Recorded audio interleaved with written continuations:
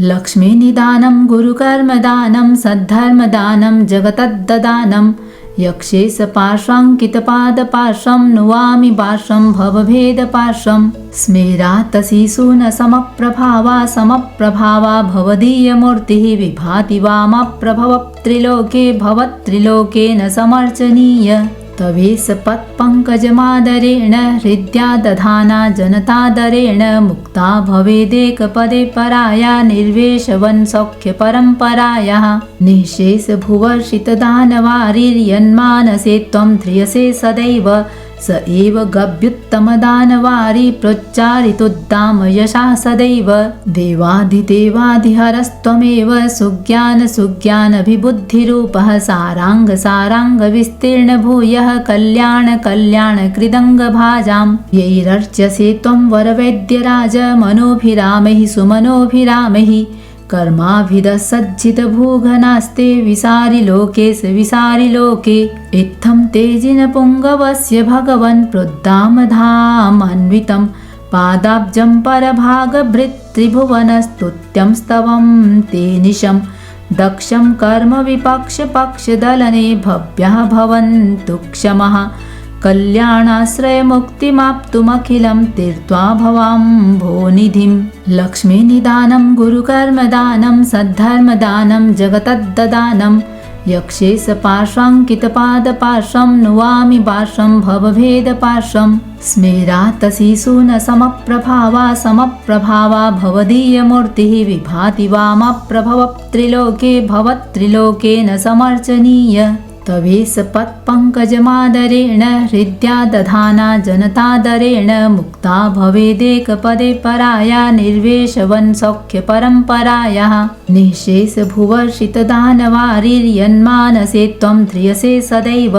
स एव गभ्युत्तमदानवारी प्रोच्चारितोद्दाम यशा सदैव देवाधिदेवाधिहरस्त्वमेव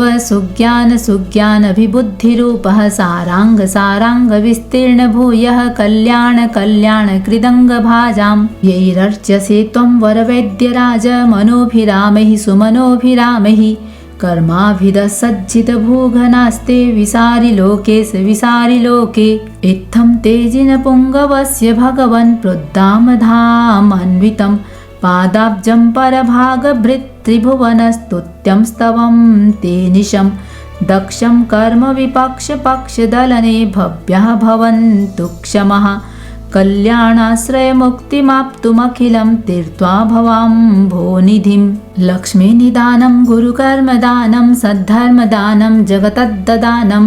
यक्षेश पार्श्वाङ्कितपादपार्श्वं नुवामि पार्श्वं भवभेदपार्श्वं स्मेरातशिशूनसमप्रभावा समप्रभावा भवदीयमूर्तिः विभाति वामप्रभवत्रिलोके भवत्रिलोकेन समर्चनीय तवेश पत्पङ्कजमादरेण हृद्या दधाना जनतादरेण मुक्ता भवेदेकपदे पराया निर्वेशवन् सौख्यपरम्परायाः निःशेषभुवर्षितदानवारिर्यन्मानसे त्वं ध्रियसे सदैव स एव गभ्युत्तमदानवारी प्रोच्चारितोद्दाम यशा सदैव देवाधिदेवाधिहरस्त्वमेव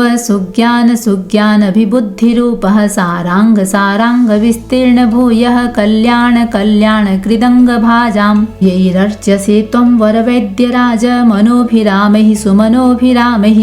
कर्माभिदसज्जितभूघनास्ते विसारिलोकेश विसारिलोके इत्थं तेजिनपुङ्गवस्य भगवन् प्रोद्दामधामन्वितं पादाब्जं परभागभृत्त्रिभुवनस्तुत्यं स्तवं ते निशं दक्षं कर्मविपक्षपक्षदलने भव्यः भवन्तु क्षमः कल्याणाश्रयमुक्तिमाप्तुमखिलं तीर्त्वा भवाम्भोनिधिं लक्ष्मीनिदानं गुरुकर्मदानं सद्धर्मदानं जगतद्ददानं यक्षेश पार्श्वाङ्कितपादपार्श्वं नुवामि पार्श्वं भवभेदपार्श्वं स्मेरातशिशूनसमप्रभावा समप्रभावा भवदीयमूर्तिः विभाति वामप्रभवत्रिलोके भवत्रिलोकेन समर्चनीय तवेश पत्पङ्कजमादरेण हृद्या दधाना जनतादरेण मुक्ता भवेदेकपदे पराया निर्वेशवन् सौख्यपरम्परायाः निःशेषभुवर्षितदानवारिर्यन्मानसे त्वं ध्रियसे सदैव स एव गभ्युत्तमदानवारी प्रोच्चारितोद्दाम यशः सदैव देवाधिदेवाधिहरस्त्वमेव सुज्ञानभिबुद्धिरूपः साराङ्गविस्तीर्ण भूयः कल्याणकृदङ्गभाजां यैरर्च्यसे त्वं वरवैद्यराज मनोभिरामैः सुमनोभिरामैः कर्माभिदसज्जितभूघनास्ते विसारिलोके इत्थं तेजिनपुङ्गवस्य भगवन् प्रोद्दामधामान्वितं पादाब्जं परभागभृत्त्रिभुवनस्तुत्यं स्तवं ते निशं दक्षं कर्मविपक्षपक्षदलने भव्यः भवन्तु क्षमः कल्याणाश्रयमुक्तिमाप्तुमखिलं तीर्त्वा भवाम्भोनिधिं लक्ष्मीनिदानं गुरुकर्मदानं सद्धर्मदानं जगतद्ददानं यक्षेश पार्श्वाङ्कितपादपार्श्वं नुवामि पार्श्वं भवभेदपार्श्वं स्मेरातशिशून समप्रभावा भवदीयमूर्तिः विभाति वामप्रभवत्रिलोके भवत्रिलोकेन समर्चनीय तवेश पत्पङ्कजमादरेण हृद्या दधाना जनतादरेण मुक्ता भवेदेकपदे पराया निर्वेशवन् सौख्यपरम्परायाः निःशेषभुवर्षितदानवारिर्यन्मानसे त्वं ध्रियसे सदैव स एव गभ्युत्तमदानवारी प्रोच्चारितोद्दाम यशः सदैव देवाधिदेवाधिहरस्त्वमेव सुज्ञानभिबुद्धिरूपः साराङ्गविस्तीर्ण भूयः कल्याणकृदङ्गभाजां यैरर्च्यसे त्वं वरवैद्यराज मनोभिरामैः सुमनोभिरामैः कर्माभिदसज्जितभूघनास्ते विसारिलोके इत्थं तेजिनपुङ्गवस्य भगवन् प्रोद्दामधामान्वितं पादाब्जं परभागभृत्त्रिभुवनस्तुत्यं स्तवं ते निशं दक्षं कर्मविपक्षपक्षदलने भव्यः भवन्तु क्षमः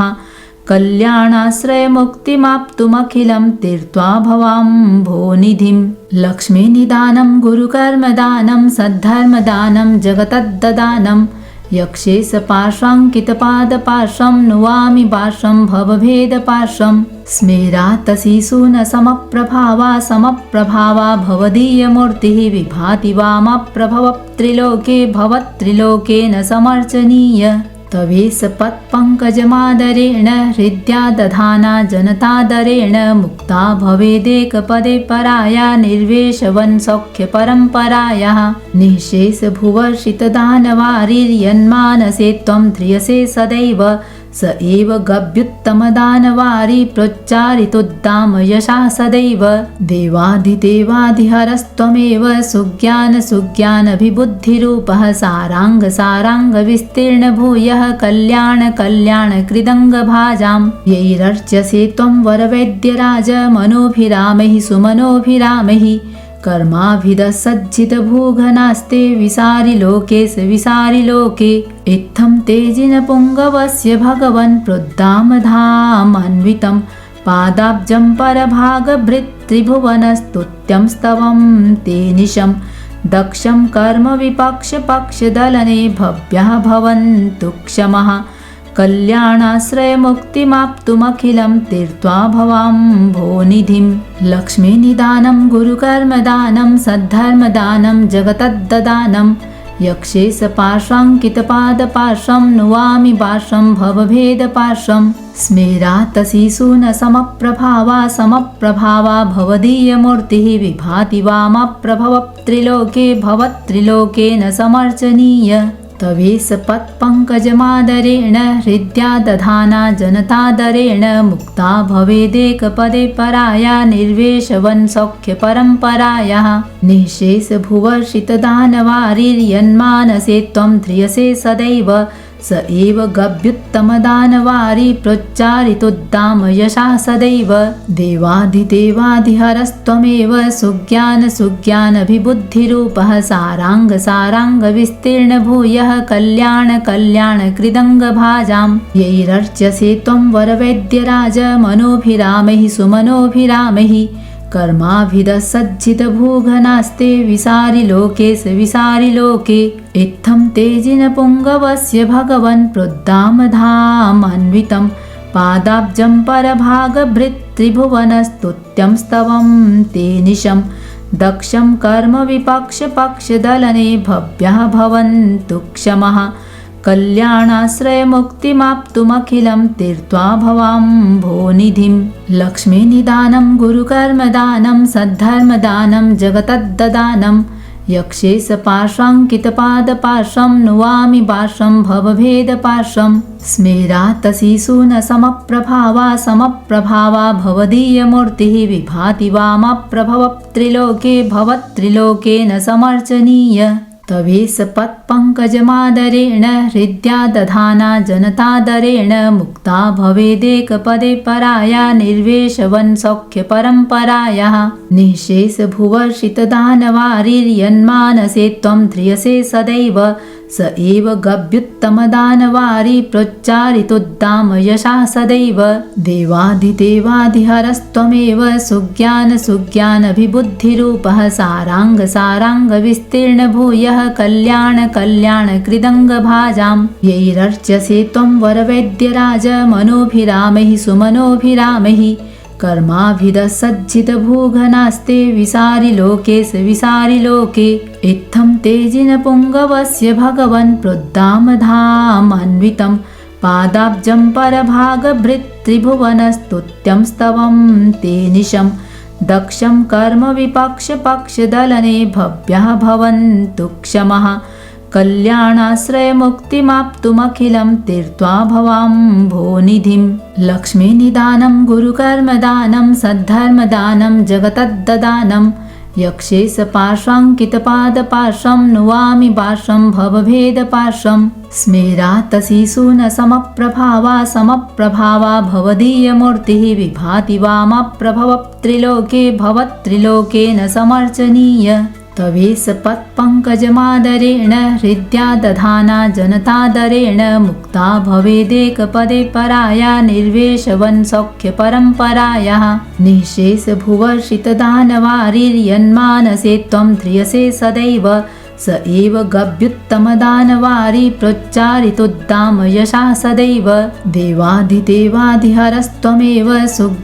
सुज्ञानविबुद्धिरूपः साराङ्गविस्तीर्ण भूयः कल्याणकृदङ्गभाजां यैरर्च्यसे त्वं वरवैद्यराज मनोभिरामैः सुमनोभिरामैः कर्माभिदसज्जितभूघनास्ते विसारिलोके इत्थं तेजिनपुङ्गवस्य भगवन् प्रोद्दामधामन्वितं पादाब्जं परभागभृत्त्रिभुवनस्तुत्यं स्तवं ते निशं दक्षं कर्मविपक्षपक्षदलने भव्यः भवन्तु क्षमः कल्याणाश्रयमुक्तिमाप्तुमखिलं तीर्त्वा भवाम्भोनिधिं लक्ष्मीनिदानं गुरुकर्मदानं सद्धर्मदानं जगतद्ददानं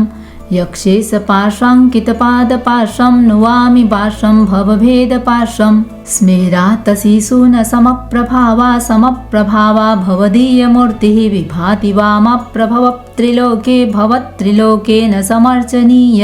तवेश पत्पङ्कजमादरेण हृद्या दधाना जनतादरेण मुक्ता भवेदेकपदे पराया निर्वेशवन् सौख्यपरम्परायाः निःशेषभुवर्षितदानवारिर्यन्मानसे त्वं ध्रियसे सदैव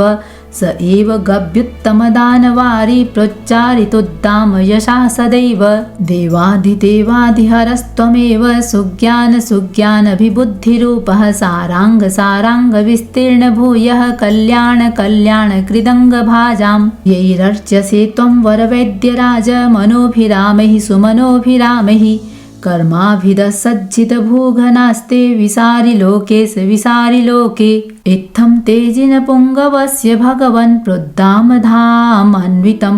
पादाब्जं परभागभृत्त्रिभुवनस्तुत्यं स्तवं ते निशं दक्षं कर्मविपक्षपक्षदलने भव्यः भवन्तु क्षमः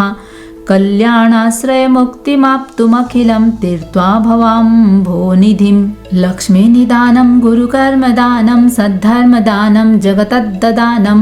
यक्षेश पार्श्वाङ्कितपादपार्श्वं नुवामि पार्श्वं भवभेदपार्श्वं स्मेरातशिशु न समप्रभावा भवदीयमूर्तिः विभाति वामप्रभवत्रिलोके भवत्रिलोके न समर्चनीय तवेश पत्पङ्कजमादरेण हृद्या दधाना जनतादरेण मुक्ता भवेदेकपदे पराया निर्वेशवन् सौख्यपरम्परायाः निःशेषभुवर्षितदानवारिर्यन्मानसे त्वं ध्रियसे सदैव स एव गभ्युत्तमदानवारी प्रोच्चारितोद्दाम यशः सदैव देवाधिदेवाधिहरस्त्वमेव सुज्ञानभिबुद्धिरूपः साराङ्गविस्तीर्ण भूयः कल्याणकृदङ्गभाजां यैरर्च्यसे त्वं वरवैद्यराज मनोभिरामैः सुमनोभिरामैः कर्माभिदसज्जितभूघनास्ते विसारिलोके इत्थं तेजिनपुङ्गवस्य भगवन् प्रोद्दामधामान्वितं पादाब्जं परभागभृत्त्रिभुवनस्तुत्यं स्तवं ते निशं दक्षं कर्मविपक्षपक्षदलने भव्यः भवन्तु क्षमः कल्याणाश्रयमुक्तिमाप्तुमखिलं तीर्त्वा भवाम्भोनिधिम्